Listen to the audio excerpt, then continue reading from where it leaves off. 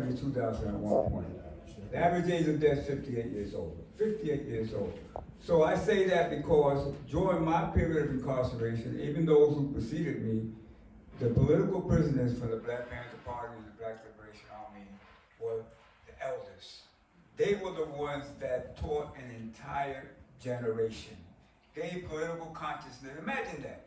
Gave political consciousness to an entire generation of incarcerated men. Sheikh Noah, everybody knows Sheikh Noah was recognized as the Khalifa.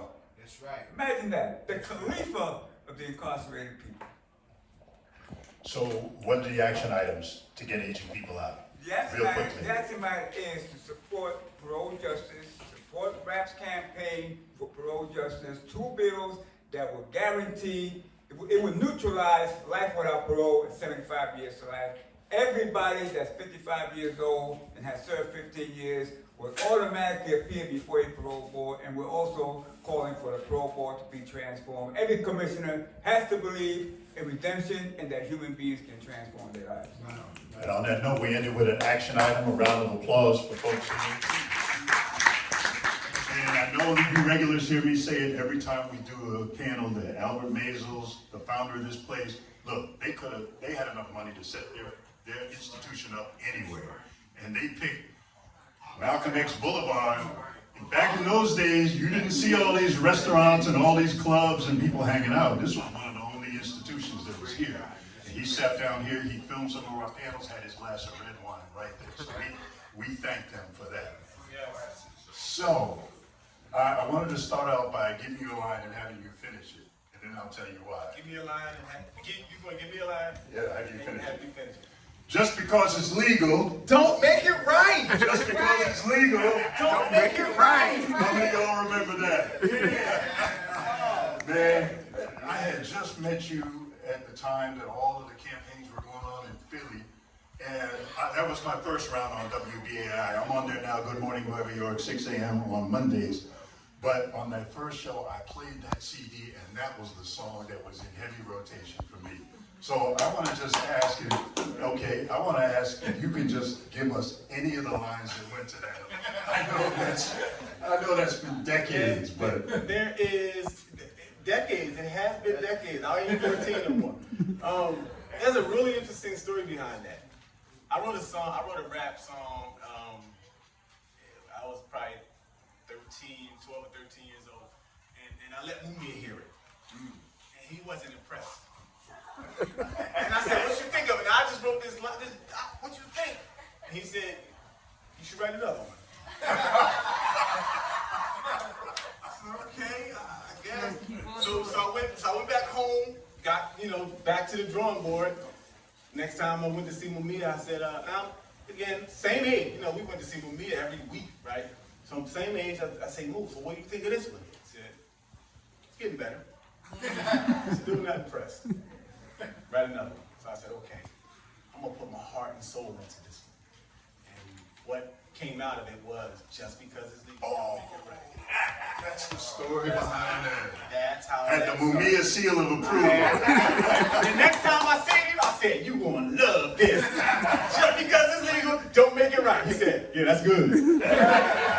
So, you remember anything else of it? Give us a little bit of it if you remember. I know something will come out of it. I must have been 12 years old because that's how it started. I was 12 years old. That's when I first heard it. How could this government get away with murder? In the 1600s, they slaughtered the natives. They burned them, lynched them, killed their babies, and called the natives a savage when they defended themselves. They killed anybody to protect their wealth and so on.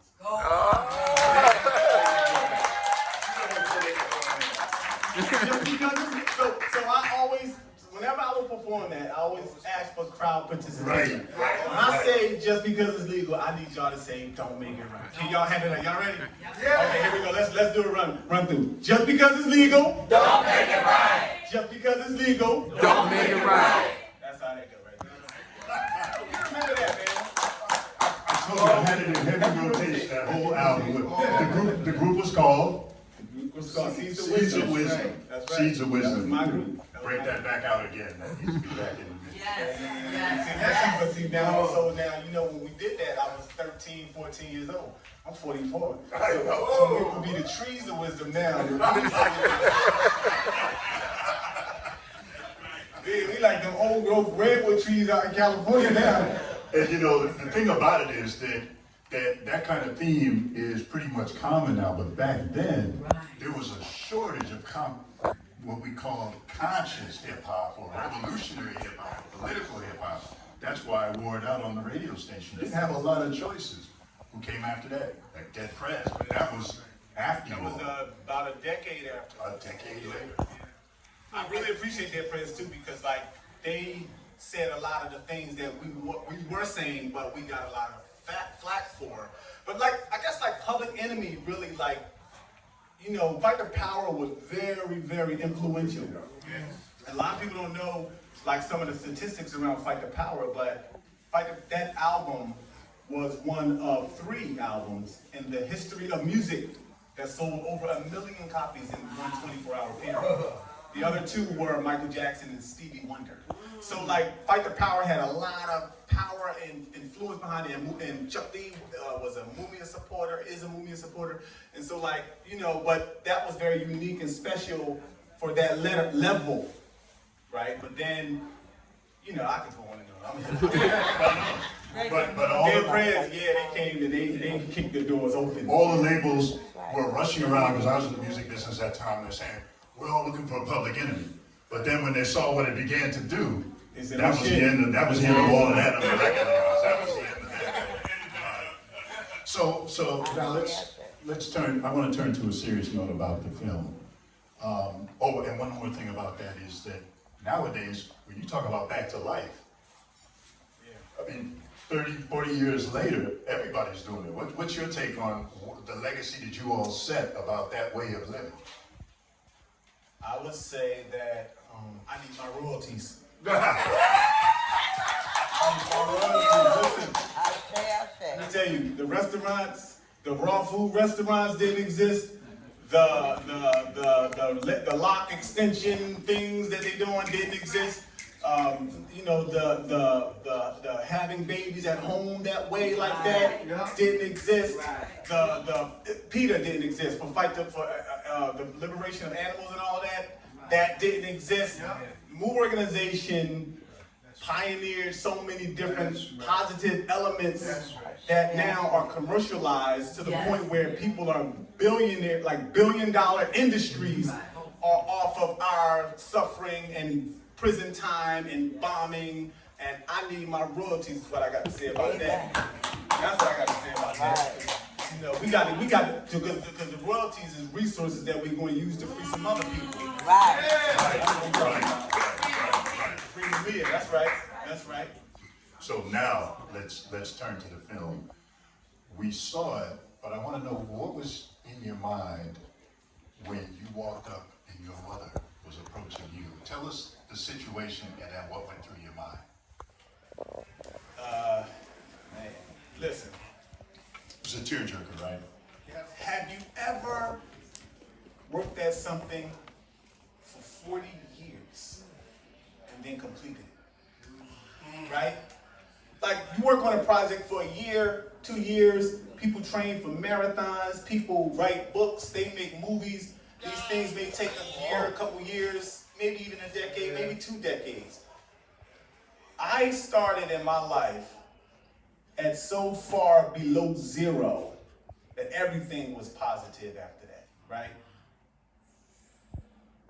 My friend Bobby, he said, after my mom came home, I got this story I tell about my mom's feet.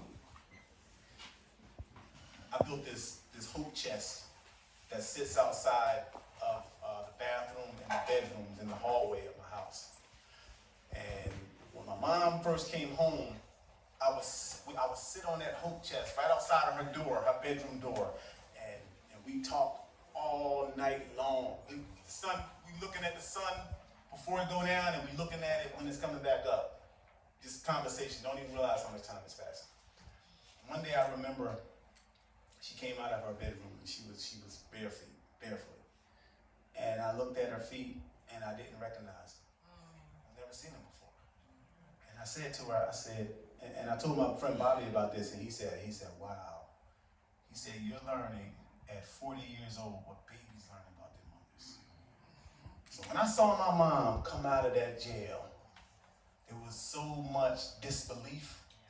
There was so much like anxiety because I'm thinking to myself, now you heard me on the film say, I don't believe it till she's in my car. But there's always this thing of like, are they gonna take her back from me? So that's on the one side of it, right? But the other side is, let them try. Let them try. Shit, boy, they think 78 was a fight. They ain't getting her back. So I was just so happy to see her, you know, in some clothes other than them prison browns. I was happy to take her shopping. I was happy to like, you know, feed her. Mom, you haven't had this in 30 years. It's a carrot. Mom, you haven't had this in, you can get this whenever you want. You don't have to wait for them to bring it to you. You don't have to like eat, you know, just one portion of it. If you eat that portion, guess what? You want more? Go downstairs and get some. If we ain't got nothing, we can get in the car, we can go to the store, we can come back with more. We can grow it in the garden. You are limitless. That's what I wanted to give to her. I wanted her to see and understand that she is limitless. Whatever you want, you can have. Hallelujah. I'll make sure of it. Okay, I'm gonna ask one more, and then we're gonna open it up. And so think about what you'd like to ask. I want to turn to the film side now. I mean, Let the Fire Burn. Okay, that was something that we might expect to see be made, but how did this even come about, and how did they pick up on it? So there is a filmmaker by the name of Kyle Bowser. He's a friend of Kenny Gamble. Kenny Gamble is the owner of Philly International Records. They had like the OJs on their label. They had the Jackson 5 at one time. Phyllis Hyman, a bunch of you know Philly soul. We had the walk, you know how Hollywood Walk of Fame got the star and all. We had that in Philly before Hollywood had theirs, and Kenny Gamble was like responsible for putting those plaques on Broad Street in Philly. Kyle Bowser is a friend of his. They were making a movie together about Move, and the person who made this film, Tommy Oliver, he heard of him, he knew about him or something, and then he was like, well, let me, follow up on it. So he called Ramona. Ramona calls me and say, this guy, Tommy Oliver, he want to make this film, and she said, I think you like him. A lot of people came and said they want to make a film about Move, and a lot of Move was like, nope, that ain't gonna happen. Steven Spielberg, we want to make a movie called what? Out of the Ashes, Move Eating Dogs? Nah, we ain't doing that. But this Tommy Oliver guy, he came and he was like talking something that sounded like it was gonna be fair for for a major film. It was uncommon for us to hear that. So I met him, and as soon as I met him, it was like it was like I'd known him all my life. He's from Philly, about my age. Both kind of like, had strained relationships with our parents because of societal ills or whatever. And we just started talking, and it was like we weren't really making a film. He was just like, coming to the house, we'd hanging out, and he had a camera in his hand usually, but a lot of times he didn't. We just hanging out, talking about whatever. And before I knew it, he was like, yeah, he said this film was going to be about the history of movement, like we were going to show the whole thing. He said, but the film here is your work. It's your work for your parents. So I was like, okay.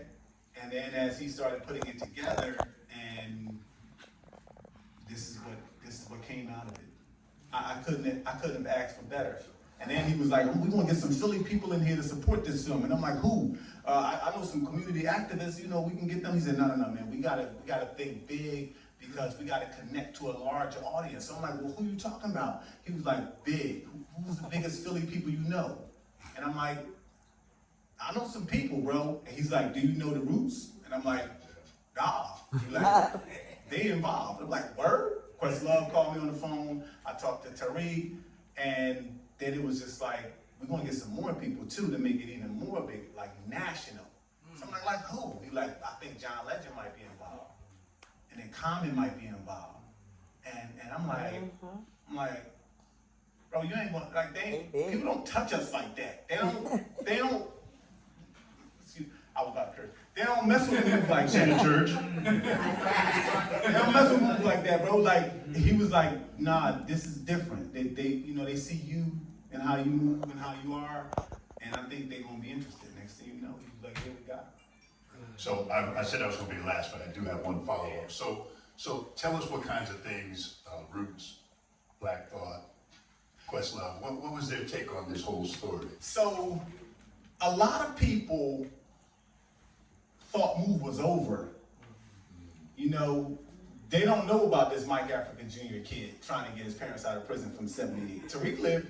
Quest lived just a few blocks from where the thing happened. He remembers it when he was, you know, it's etched in his mind. From Philly, he saw, he knew, he lived it. So there's his, you know, they didn't even think about like the kids. They just think Move went to jail, a bomb happened, people died, cops was involved somehow, that's it. But no, there's people that's still trying to get them people out of jail. One of them got 2 parents in there. So for him, it was just like an eye-opening, and it was like a this is not over, and not only is it not over, there's a real positivity that came out of this whole horrible thing. You know what I'm saying? Like, I think that's what, I don't know, I guess that's probably what attracts people to me, is because, let me tell you something, I live my life with positivity. I know the world is crazy. I know there's crazy things going on all around this world. I'm not oblivious. But, man, listen, I survived.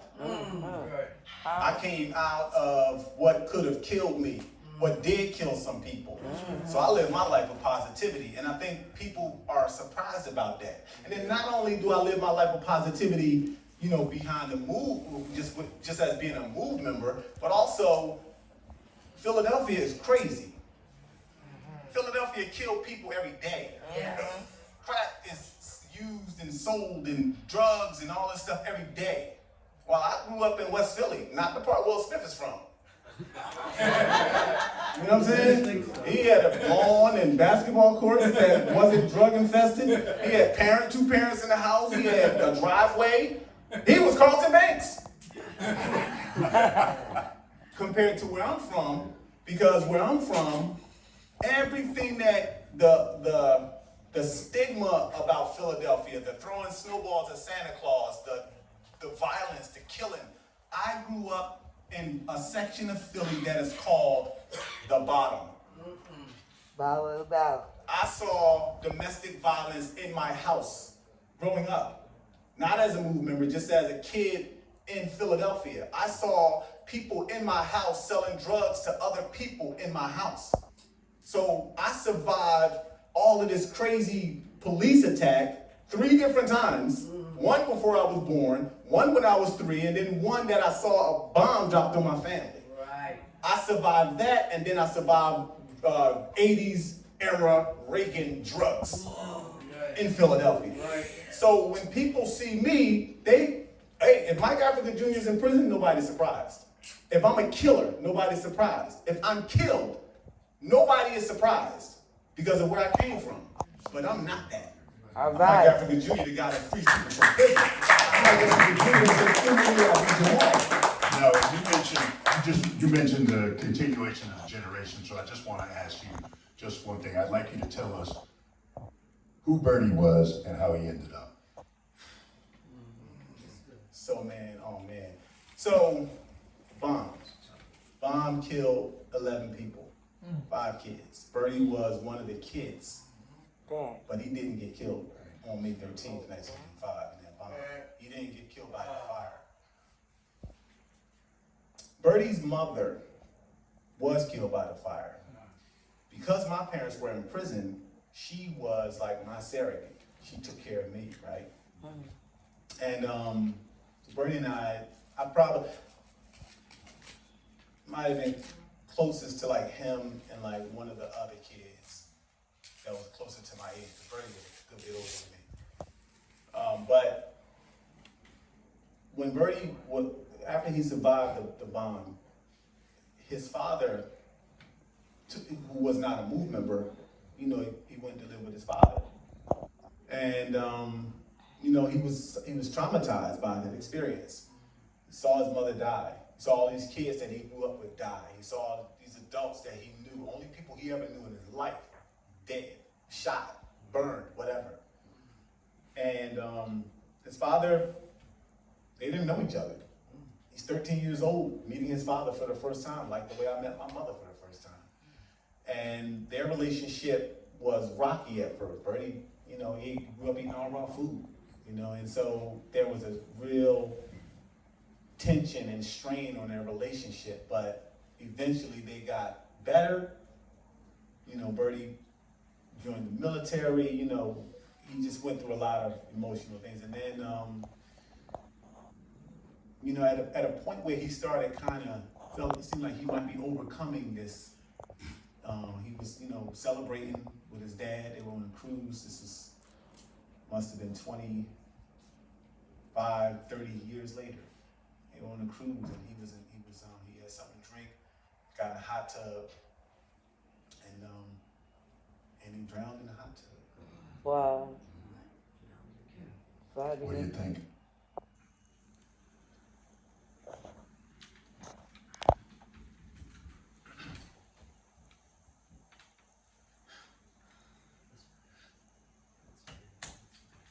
I am one of about 30 MOVE children that, I'm talking about the original MOVE. I'm not talking about the 25-year-old, my children. I'm talking about the original MOVE children from the 70s. I'm one of about 30. And you know me, I'm out there. I'm in and out of them. You see me. I'm just the same way that I am out there in the streets for political prisoners, or decent housing for people, or stop police brutality. I'm the same way within the closer community with all of the MOVE kids. I visit every MOVE child that I know, I visit. Every one of them. They all know me. They may not know each other anymore, because a lot of time has passed. They were babies when the thing happened. They don't even remember everybody, but they all know me. All right. Because I visit them all. I ain't seen you in a while. What's up, Ed? What's up? Come on up. Give me a hug, motherfucker. Like this. What's up? That's right. I visit every one of them. Keeping it I got their real. phone numbers. I go help them with their plumbing. One time, Eddie, man, we had a plumbing problem and we got stuff all over. What cool. But for him, I got you. Because that's my family. Right. Only one I never got to reconnect with Bertie. The only one. I reconnected with Jamil, I reconnected with Ice, I reconnected with Eddie, I reconnected with Thunder, and I met Bertie. There's another Bertie, that's a whole different thing. But I reconnected with everybody in some way. He's the only one that I never could. I tried. One bad apple. But I did reconnect with his father. Okay. And that was really special. He sent me pictures of Bertie when Bertie was younger. He, talked to me about why he couldn't get closer to MOVE or closer to his son before that 13. He hadn't seen his son since he was a baby. He didn't even know what he looked like anymore. All MOVE kids looking alike with the dreadlocks and all that. So he couldn't really recognize who his son was. But, he even told me the story. So that's not a close second, but it's better than nothing. And I feel satisfied that I did all that I could do, but I still feel like something missing because I couldn't reach it. Great. All right, so we're gonna open up to you all. Also, so we call you all in our world Cubs. Okay. So do we have any Cubs here? Do we have any Cubs? Okay. All right, stand up, be recognized. Any other Cubs here? Hard work. Cubs. Love it. Okay. All right, so the floor is open up to you all. We got a little bit of time. Two. Yep. Take a couple. Yes, spoken. Two. Yeah, if you want to identify yourself, I mean, you're no stranger to us, but go ahead. Hi, my name's Lisa, and I am also a filmmaker, and I mean, just thank you so much, like, this was just incredible. So about 12, 13 years ago, I was in Tanzania, and I ended up meeting Pete O'Neill and Geronimo Pratt. Okay. And we were celebrating my birthday, having lots of whiskey, and Pete O'Neill, if you know him, he's a larger-than-life character, you know, Charlotte is there, had an incredible night, and the next morning I thought, I'm not gonna remember any of these stories, so I asked him, do you have a DVD or a book that I could bring home with me back to New York? And he said, can you believe I've never told my story? But this was like 13 years ago. I'm like, what? No DVD, no book, nothing? And he said, you know, I tried to write it myself, tried to work with a journalist, nothing happened, why don't you do it? I'm like, why don't I do it? Okay, why don't I do it? So I went back like 4 times, and I've been working on this script.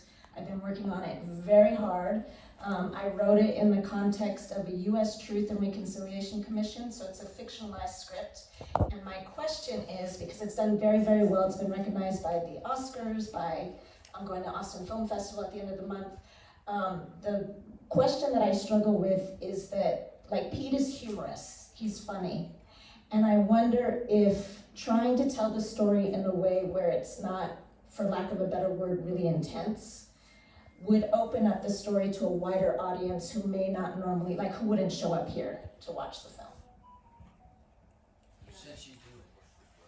So my question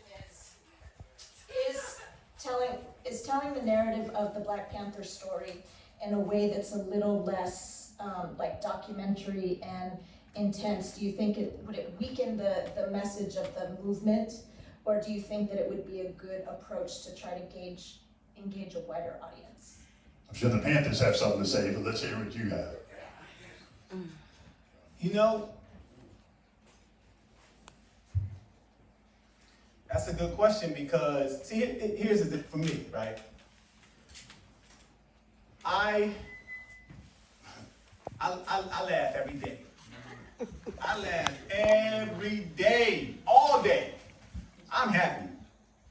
I'm happy with my work. I'm happy with my people. Amen. I'm happy with my family. I'm happy. It's hard to get me down. And if you get me down, I ain't staying down long. I've been there before. I don't like it. I like where I live in happiness. I believe happiness is a choice.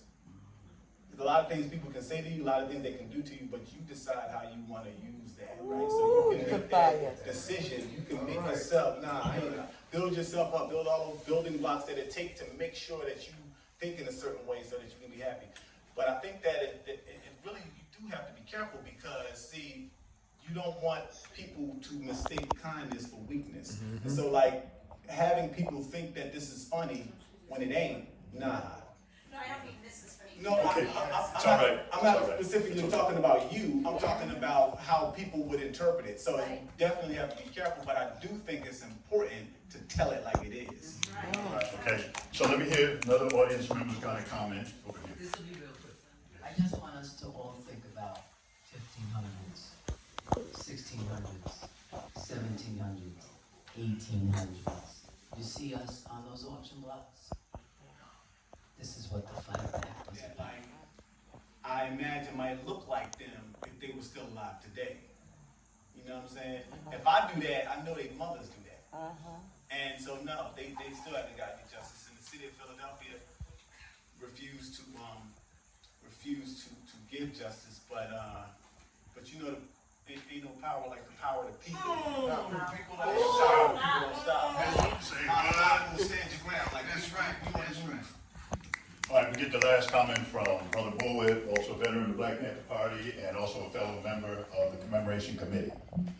My question to you, I went to one of Mamia's trials, and when I was sitting there, I happened to look at the pig sitting in the audience, and you know what I felt like? What's that? I was sitting with the mafia. Right. Man. This is what I think Philly is. Do you believe that? Absolutely, most certainly. Let me tell you, listen, Frank Rizzo. Look, so check this out, right? I'm gonna give y'all a little John, right? Yeah. I'm from Philly, we say John. So in the 70s, y'all remember this fictional character who ran up the art museum steps named Rocky? Yes. Sylvester Stallone, okay, so, all right, so Sylvester Stallone was a professional fighter. A lot of people don't know that because they think that Rocky is a fictional character, which he is, but Sylvester Stallone was actually a fighter. But he was not good at it. His record was like 0-2. If you look at some of his if you check this stuff out, because I'm from Philly, I know this stuff, right? If you look at the way he looked in the movie after he got beat up by Apollo Creed, that's how he looked in real life when he fought, right? So, That joke.